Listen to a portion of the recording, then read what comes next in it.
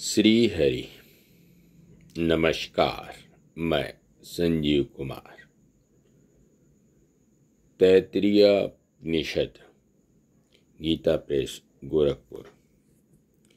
इसका दूसरा भाग संक्षेप में प्रस्तुत करने का प्रयास कर रहा हूँ।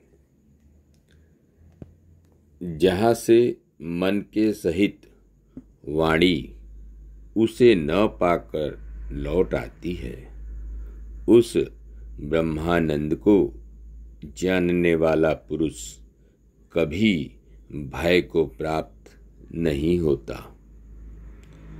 यह जो मनोमय शरीर है, वही उस अपने पूर्ववर्ती प्राणमय कोश का शारीरिक आत्मा है। इस मनोमय से दूसरा इसका अंतर आत्मा विज्ञानमय है। उसके द्वारा यह पूर्ण है। वह यह विज्ञान में भी पुरुषाकार ही है। उस मनोमय की पुरुषाकारता के अनुसार ही यह भी पुरुषाकार है। उसका श्रद्धा ही सिर है। ऋत दक्षिण पक्ष, सत्य उत्तर पक्ष, योग आत्मा अर्थात मध्य भाग है और महत्तत्व पक्ष प्रतिष्ठा है।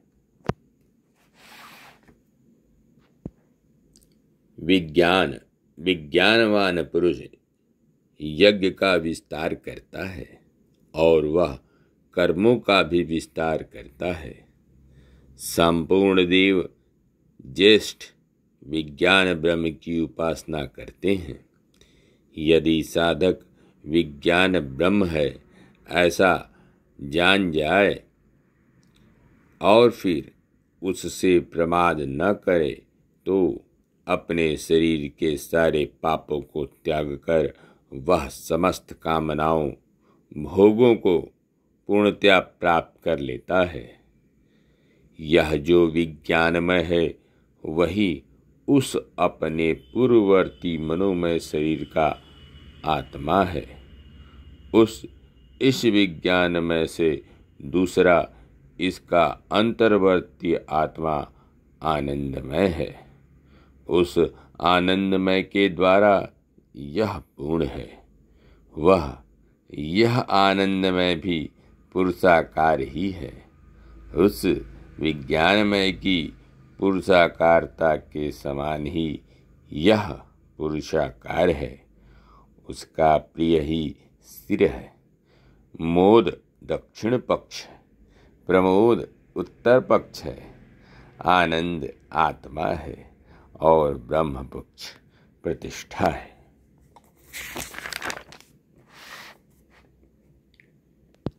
यदि पुरुष ब्रह्म असत है ऐसा जानता है, तो वह स्वयं भी असत ही हो जाता है। और यदि ऐसा जानता है कि ब्रह्म है, तो ब्रह्म वेत्ताजन उसे सत समझते हैं। उस पूर्व कथित विज्ञान में का यह जो आनंदमय है, शरीर स्थित आत्मा है। क्या कोई अविद्वान पुरुष भी इस शरीर को छोड़ने के अनंतर परमात्मा को प्राप्त हो सकता है? अथवा कोई विद्वान भी इस शरीर को छोड़ने के अनंतर परमात्मा को प्राप्त होता है या नहीं? उस परमात्मा ने कामना की मैं बहुत हो जाऊं, अर्थात मैं उत्पन्न हो जाऊं। अतः उसने तप किया। उसने तप करके ही यह जो कुछ है उस सब की रचना की। इसे रचकर वह इसी में अनुप्रविष्ट हो गए। इसमें अनुप्रवेश कर वह सत्य स्वरूप परमात्मा मूर्त अमूर्त कहे जाने योग्य और न कहे जाने योग्य, आश्रय अनाश्रय, चेतन अचेतन एवं व्यवहारिक सत्य असत्य रूप हो गया। यह जो कुछ है उसे ब्रह्मवेत्ता लोग सत्य इस नाम से पुकारते हैं। पहले यह जगत असत अर्थात अव्याकृत ब्रह्म रूप ही था। उसी से सत नाम रूपात्मक व्यक्त की उत्पत्ति हुई।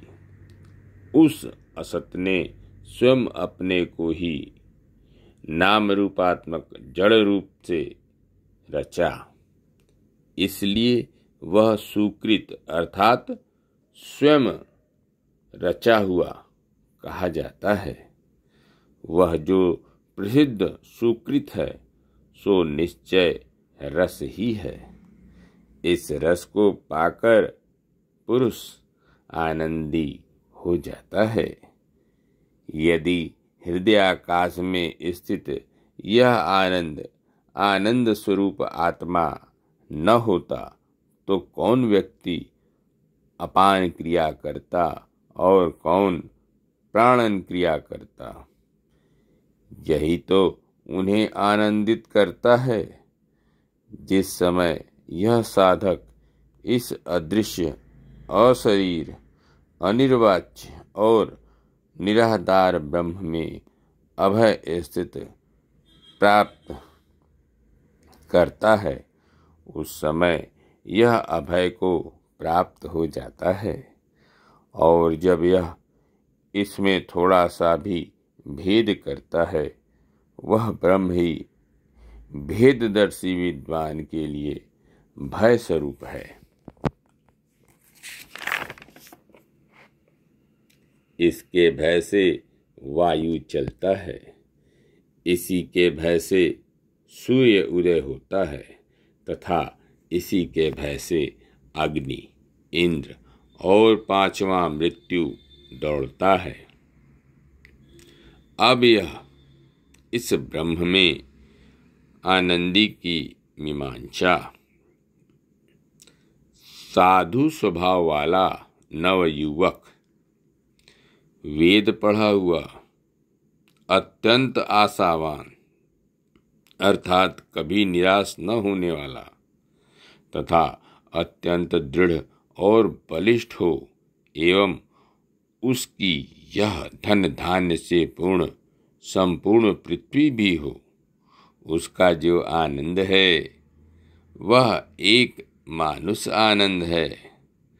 ऐसे जो 100 मनुष्य आनंद हैं वही मनुष्य गंधर्वों का एक आनंद है तथा वह अकामहत जो कामना से पीड़ित नहीं है उस श्रोत्रिय को भी प्राप्त है।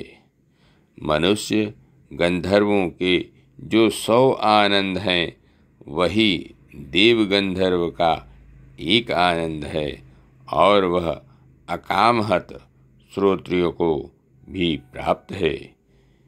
देव गंधर्वों की जो 100 आनंद है वही नित्य लोक में रहने वाले पितृगण का एक आनंद है और वह अकामहत श्रोत्रियों को भी प्राप्त है। चिरलोक निवासी पितृगण के जो 100 आनंद हैं वही आजानज देवताओं का एक आनंद है और वह अकामहत श्रोत्रियों को भी प्राप्त है। अजानाज देवताओं के जो 100 आनंद हैं वही कर्म देवताओं का जो कि अग्निहोत्र आदि कर्म करके देवत्व को प्राप्त होते हैं एक आनंद है और वह अकामहत श्रोत्रियों को भी प्राप्त है। देवताओं के जो 100 आनंद हैं वही इंद्र का एक आनंद है तथा वह अकामहत श्रोत्रियों को भी प्राप्त है। इंद्र के जो 100 आनंद हैं वही बृहस्पति का एक आनंद है और वह अकामहत श्रोत्रियों को भी प्राप्त है। बृहस्पति के जो 100 आनंद हैं वही प्रजापति का एक आनंद है और वह अकामहत श्रोत्रियों को भी प्राप्त है। प्रजापतियों के जो 100 आनंद हैं वही ब्रह्मा का एक आनंद है और वह अकामहत श्रोत्रिय को भी प्राप्त है। धन्यवाद। नमस्कार। शेष अगले अंक में।